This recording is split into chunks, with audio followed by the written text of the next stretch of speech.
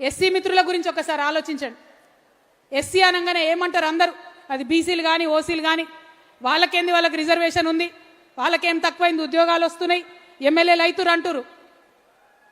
కానీ ఏదన్నా పండగ వస్తే ఒక దళిత కుటుంబాన్ని పిలిచి మన ఇంట్లో కూసబెట్టుకొని ఎప్పుడన్నా భోజనం చేయించినామా? అటువంటి హృదయ పరివర్తన జరిగిందా? డెమోక్రసీలో అందరం ఒకటే అనుకుంటున్న మనం అటువంటి ఆలోచన ఎప్పుడన్నా చేసినామా? ఒక్కసారి దయచేసి ఆలోచన చేయండి.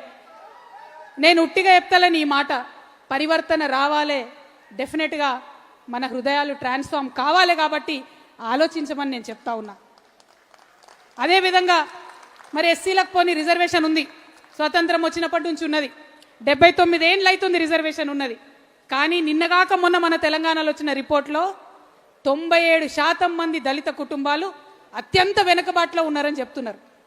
ఎందుకు జరుగుతుంది ఇట్లా? మరి ఇవాళ అన్ని డిపార్ట్మెంట్లో కలెక్టర్లుగా ఉన్నటువంటి వాళ్ళు, హెచ్ఓడీలుగా ఉన్నటువంటి వాళ్ళు, అగ్రవర్ణాల మిత్రులు, బీసీ మిత్రులు ఆలోచన చేసుకోవాలి.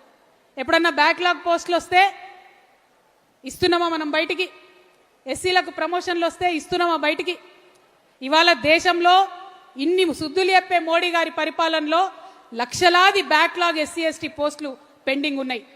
ఈ సామాజిక న్యాయ పోరాటంలో మనం సంకల్పం తీసుకుందాం, బ్యాక్లాగ్ ఉన్న ప్రతి ఎస్సీ ఎస్టీ పోస్టుని ఇచ్చేంత వరకు మనం పిడికిలెత్తి పోరాటం చేద్దాం. ఎస్సీ మిత్రులకు అండగా నిలబడదాం, వారి యొక్క జీవన ప్రమాణాలను పెంచుకోవడానికి పోరాటం చేద్దాం.